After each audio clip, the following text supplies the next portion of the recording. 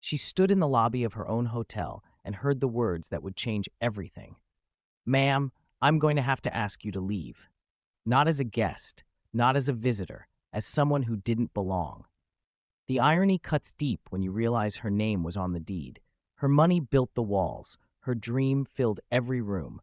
But in that moment, none of it mattered, because to them, she was just another black woman who'd wandered into the wrong place.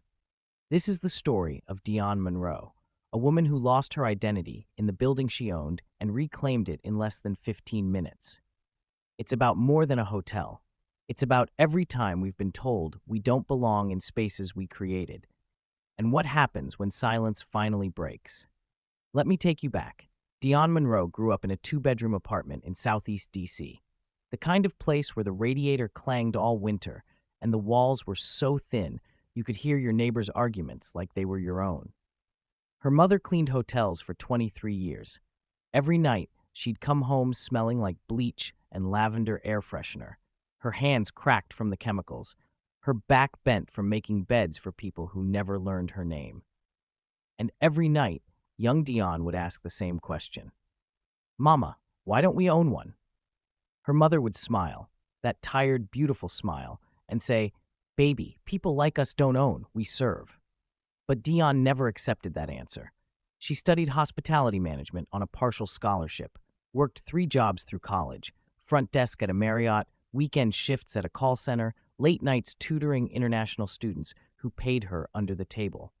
She learned how hotels breathed, how they lived and died by details most people never noticed. The thread count of the sheets, the angle of the lighting in the lobby, the way a concierge's smile could make or break a guest's entire stay. And she learned something else, too. She learned that in every 5-star hotel she worked in, she was the only black woman who wasn't pushing a housekeeping cart.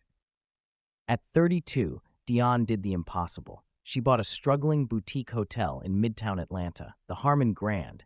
It wasn't grand when she got it. It was dying. Peeling wallpaper, burnt-out lights, a lobby that smelled like mildew and broken promises. But Dionne saw what others didn't: potential. She poured everything into it: her savings, her mother's life insurance payout, loans that made her stomach turn every time she looked at the interest rates.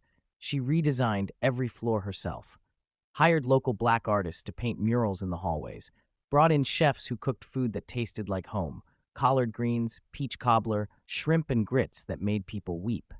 She named the restaurant Inside Evelyn's after her mother.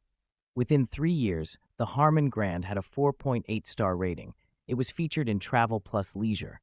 Celebrities started booking rooms. Couples got engaged in the rooftop garden she'd planted with her own hands. Dionne Monroe had done it. She'd built a kingdom. But here's the thing about kingdoms: they only matter if people recognize the queen. As the Harmon Grand grew, so did the staff. Dionne hired a general manager, a white man named Carter Wells. Ivy League, polished, the kind of resume that made investors feel safe. She hired a head of operations, an events coordinator, a marketing director. Good people, qualified people. But somewhere along the way, something shifted. Dionne started spending more time in investor meetings, in design studios, scouting locations for a second property. The day-to-day operations, she trusted her team to handle it. And they did. So well, in fact, that after a while, guests stopped knowing who she was. The staff stopped mentioning her name. Her photo, the one that used to hang in the lobby next to the mission statement, got moved to a back hallway near the service elevator. She didn't notice at first. She was too busy building. But absence has a way of rewriting history. And when you're a black woman in a space where power is assumed to be white and male, your presence becomes optional, even in your own house. It was a Thursday in late September. Dionne had been out of town for a week, meeting with architects in Charleston about the new property. She came back early, unannounced. She did that sometimes, liked to see how things ran when no one was expecting her. She walked into the lobby at 2:47 in the afternoon, wearing jeans and a Columbia University hoodie. Her natural hair was pulled back in a low bun. No makeup, just herself. The lobby was buzzing. A corporate event was checking in, men in suits, women with designer luggage, the kind of guests who tipped well and expected perfection. Dionne smiled. This was her favorite part, watching her dream in motion. She walked toward the front desk, planning to check in with the afternoon shift manager, and that's when she heard it. "Excuse me, ma'am?" She turned. A young white woman in a crisp Harmon Grand uniform was staring at her. Name tag, Jessica, guest relations. Jessica's smile was tight, professional, the kind of smile that's really a warning. "Can I help you with something?" Dionne blinked. "I'm sorry? Are you checking in? Do you have a reservation?" Dionne laughed. Not a real laugh, the kind that happens when your brain can't process what's happening. "No, I work here. Ma'am, our employee entrance is around back." Silence, the kind of silence that has weight. Dionne stood there. She could have said it right then, "I'm the owner." But something stopped her. Maybe it was disbelief. Maybe it was curiosity. Maybe it was the same instinct that had kept her mother quiet for 23 years in those other hotels. She wanted to see how far this would go. "I'm not an employee," she said calmly. "I'm here to—" "Ma'am, I'm going to need you to step away from the desk. You're disrupting our guests." Dionne looked around. The guests weren't even paying attention, but Jessica's voice had gotten louder, performative. And then Carter appeared, the general manager, the man she'd hired. He walked over with that same tight smile. "Is there a problem here?" Jessica nodded, relieved. "This woman is refusing to leave the lobby." Carter looked at Dionne, and here's the thing that broke her. He looked at her like she was a stranger, not with recognition, not with confusion, with annoyance. "Ma'am, I'm going to have to ask you to leave the property. If you're looking for employment, you can submit an application online." Dionne's throat tightened. "Carter, it's me, Dionne." He squinted, like he was trying to place a face from a distant memory. And then, recognition. His eyes widened slightly, but instead of apologizing, he doubled down. "Ms. Monroe," he said, his voice dripping with condescension. "I didn't recognize you. You look different. Different." That word hung in the air like smoke. "I wasn't expecting you today," he continued, straightening his tie. "And given your attire, I think it's understandable that the staff didn't realize that I own this building." Dionne's voice cracked. She hated that it did. "That my name is on every contract, that I built this place from nothing." Carter's jaw tightened. "With all due respect, Ms. Monroe, when you're not here, and you haven't been here consistently in months, the staff can't be expected to recognize my face." Silence. By now, guests were staring. Whispers rippled through the lobby. Someone pulled out a phone. Jessica, the young woman who'd started all this, looked at the floor. Carter cleared his throat. "Perhaps we should discuss this in my office." "Your office?" Dionne's voice was shaking now. "You mean the office I gave you? In the building I own?" "Miss Monroe, you're causing a scene." And there it was. The unspoken accusation. The angry black woman. The disruption. The problem. Dionne looked around the lobby, at the staff she'd hired, the guests who slept under her roof, the art on the walls that she'd chosen, and for the first time in 3 years, she felt like a trespasser in her own dream. She didn't fight. She didn't yell. She just walked out. Through the lobby, past the concierge desk, past the fountain she'd commissioned from a sculptor in Savannah. She pushed through the glass doors and stood on the sidewalk. The September sun was bright. Too bright. Her chest felt tight. Her hands were shaking, and for just a moment, a single terrible moment, she wondered if they were right, if maybe she didn't belong there anymore. But then she felt her phone buzz in her pocket, a text from her lawyer. 3 words, "Call me, now." Dionne walked 2 blocks before she stopped shaking enough to make the call. Her lawyer, Marcus, a sharp-dressed brother who'd known her since business school, picked up on the first ring. "D, where are you?" "I just got kicked out of my own hotel." Silence. "Say that again." She told him everything. Jessica, Carter, the way they'd looked at her like she was the help, like she was the problem. Marcus was quiet for a long moment. Then, "Do you want to burn it down or take it back?" Dionne closed her eyes. "I want them to remember who I am." "Then get back there. Right now. I'm sending the ownership docs to your email. Print them. Walk in with those papers and your ID. And D? Yeah? Don't smile. Don't apologize. Don't make them comfortable." She hung up, stood on that sidewalk for exactly 3 minutes, and then she turned around. When Dionne walked back into the Harmon Grand, it had been 15 minutes since she'd left. But she wasn't the same woman. She walked to the business center on the first floor. printed the ownership documents Marcus had sent, 4 pages, her name in bold at the top of every one. Then she walked back to the lobby, the same guests, the same staff. But now she had proof. Carter was behind the desk reviewing something on the computer. Dionne walked straight to him. "I need to see you. Conference room. Now." He looked up, irritated. "Miss Monroe, I'm not asking." Something in her voice made him stop. He glanced at Jessica, at the other staff members who were watching, and then he followed her. They walked in silence to the second-floor conference room, the one with the floor-to-ceiling windows overlooking the city. Dionne closed the door, laid the documents on the table. "Read them." Carter glanced down. His face went pale. "These are ownership papers, signed, notarized, legal." She sat down, folded her hands. "Now let me explain something to you, Carter. You work for me, not with me, for me.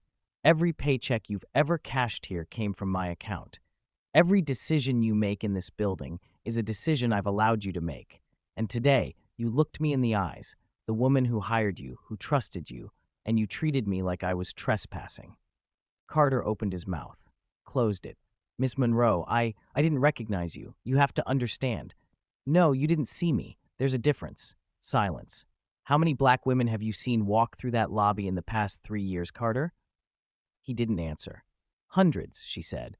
"Guests, conference attendees, women who paid money to stay here. And how many times did you assume one of them didn't belong?" His jaw tightened. "That's what I thought." She stood. "You're fired, effective immediately." "You can't." "I can. And I am." She opened the door. "Security will escort you out. You have 20 minutes to clear your office. If this story is resonating with you, if you've ever felt invisible in a space you helped build, I want to hear from you. Drop a comment below. Share your experience, because these stories matter, and they deserve to be heard." Dionne didn't stop with Carter. She called an emergency staff meeting in the ballroom. Every employee, front desk, housekeeping, kitchen, management. She stood at the front of the room. No podium, no notes, just her. "Some of you know me, some of you don't. My name is Dionne Monroe, and I own this hotel. Today, I was told I didn't belong here.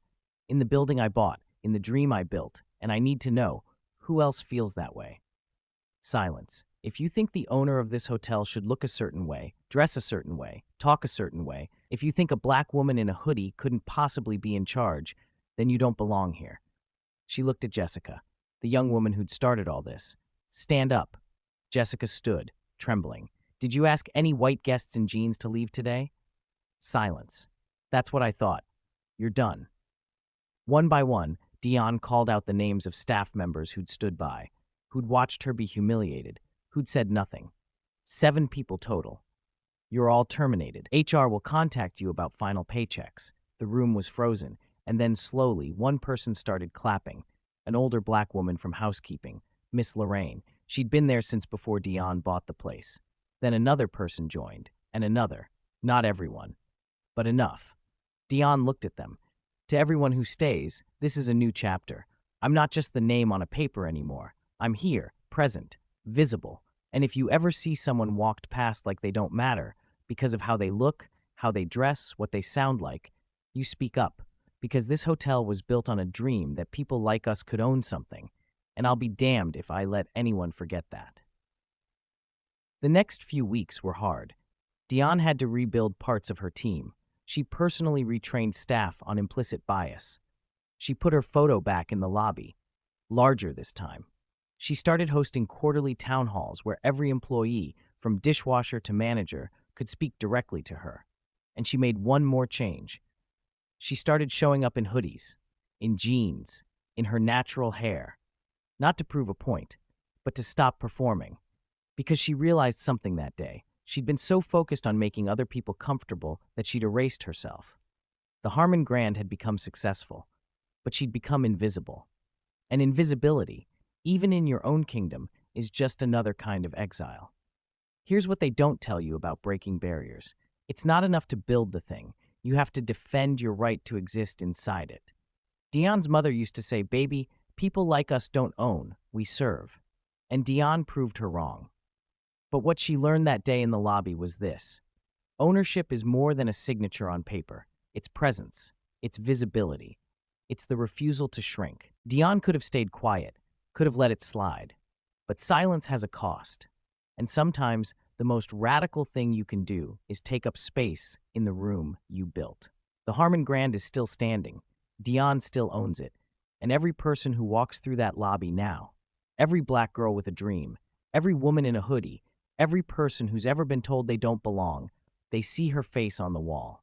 And they know, we built this. If you've made it this far, thank you. Stories like Dionne's aren't just about racism or hotels or businesses. They're about every time we've been made to feel like guests in our own lives. Every time we've been told, subtly, loudly, or through silence, that we don't belong. And every time we've had to choose, do we shrink or do we take up space? I want to know, have you ever been made invisible in a space you helped create? Have you ever had to prove you belonged somewhere you built?